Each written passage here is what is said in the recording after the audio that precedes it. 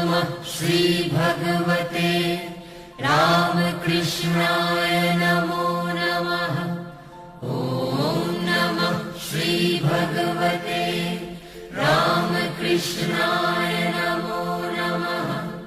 ॐ नमः श्रीभगवते रामकृष्णाय नमो नमः। ॐ स्थापकाय च धर्मस्व सर्वधर्मस्वरूपिणे अवतार वरिष्ठाय रामकृष्णाय ते नमः।